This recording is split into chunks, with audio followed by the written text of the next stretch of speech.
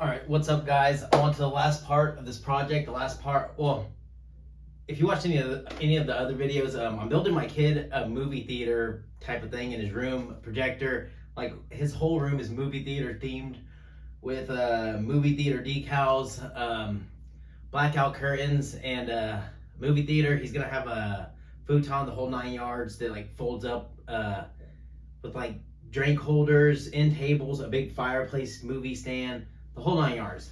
Anyways, the last part of this project is actually building a projector screen. So that's what I'm doing today. So I'm gonna build it about, man, I should take a measurement, but I want to say it's about 70 inches wide and maybe about 45-50 inches tall. But I just mounted the projector last night. Obviously, I need to straighten that shit out. I actually have a cord hanging on it, so that's probably why it looks crooked. But once there's nothing hanging on it, it won't look crooked. It actually looks pretty dope on this wall. Okay, but anyways, what I'm gonna do is use some 2x2, and I'm gonna build a frame all the way around it. It's gonna be black. I'm gonna use blackout cloth. I'll link everything in the description that you guys need to know about this in order to build your own. But you guys can build this any size you want, whatever size your projector is. My son's room is not that big. It started as a nursery, and then I changed it. If you go watch the entire transformation video of like building him as a movie theater type of room, it'll show you what it used to look like compared to what it looks like now. I'm gonna use 2x2, just pine wood, build the frame all the way around it. I'm gonna paint that black. I'm gonna build another frame on the inside, which I'm gonna stretch that blackout cloth around, and that's gonna be mounted to the outside brackets, and that's actually what the screen's gonna be on. Anyways, I'm gonna get started. I'll be right back. Okay, so you can't see it super well, but I put little black dots on the walls, little pen mark dots on the walls, so I knew where I wanted to mount everything.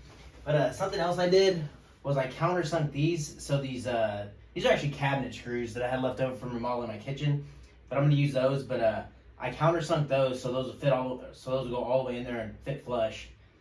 And I cut my first piece at 75 inches, and now it's just a matter of mounting it.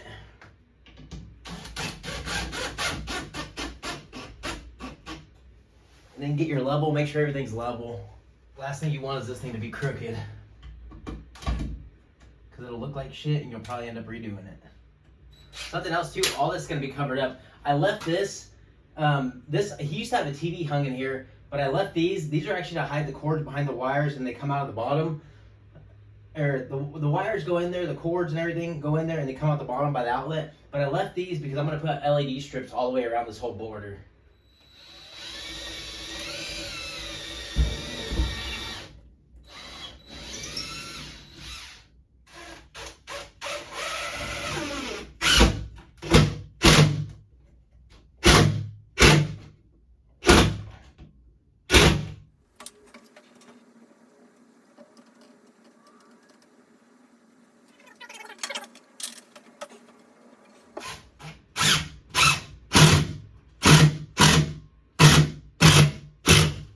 Okay, I got the top and bottom mounted. These are actually just dry fitted.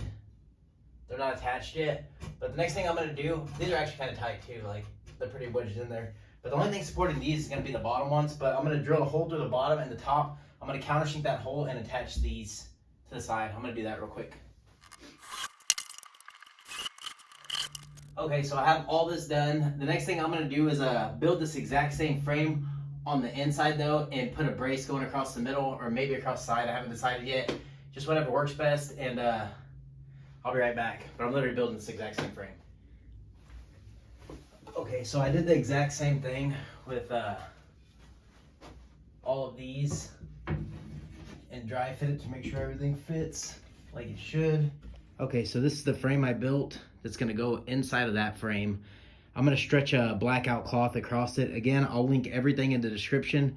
Something to note, I didn't countersink these, I just drilled them in to where they were flush. But something to note, these boards in the center, I actually turned sideways. I don't know if you can see that very well.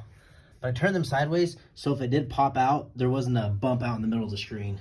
That's actually just for extra support. All right, and I keep mentioning the thing about dry fitting. It's actually really important. If you want to use this, you can use this. But the next thing I'm going to do is build this exact same frame on the inside though, and put a brace going across the middle, or maybe across the side. I haven't decided yet. Just whatever works best, and I'll be right back. But I'm literally building this exact same frame. Okay, so I have all this done. The next thing I'm gonna do is build this exact same thing with all of these just so you're only building it once. Have you ever heard that saying,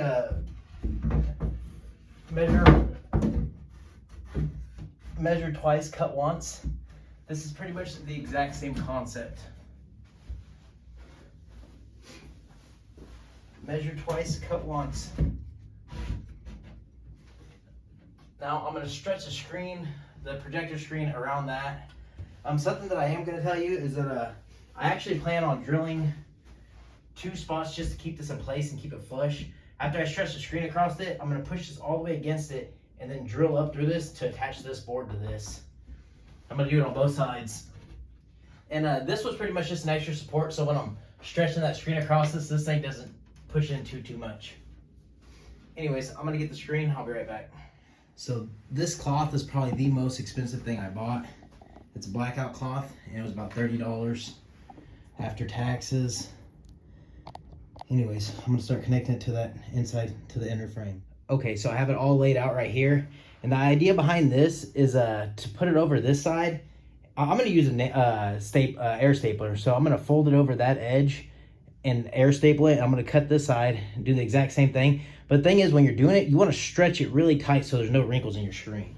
Okay, so I have it stapled all around the edges. I was very generous on all the staples. You can't really see them that well, but all these little dots around the edges, those are all staples.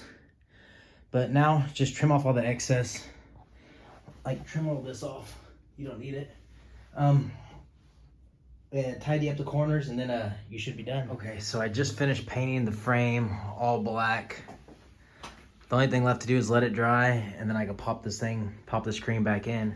All right, so this paint is all dried. The last step, I'm gonna run LEDs all around the outside of this. I cut a little hole in the wall. This is actually already in there. This is actually just for hiding wires. But I'm gonna route my LEDs through there. I have an outlet down there. But I also drilled 2 holes in the side of this frame, and that's how I'm gonna run the LEDs all the way around. And it has sticky tape on the back. But I'm gonna do that real quick, and I'll be right back.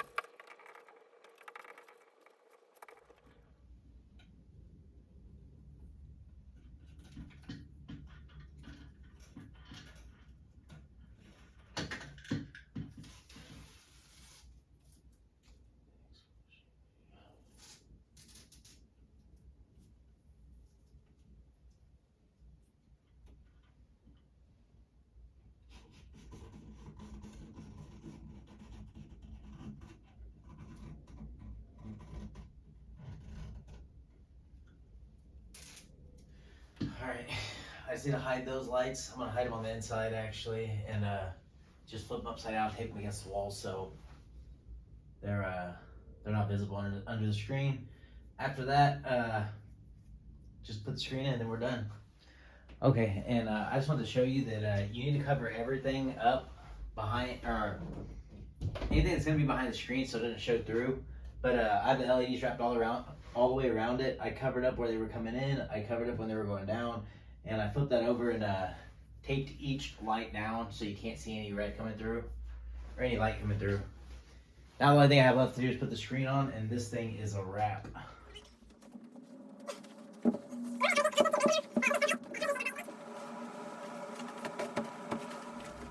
And that's a wrap. That projector screen's done. Looks pretty dope.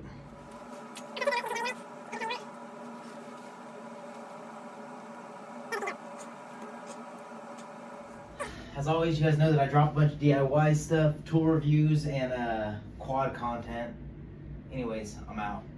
Make sure to subscribe.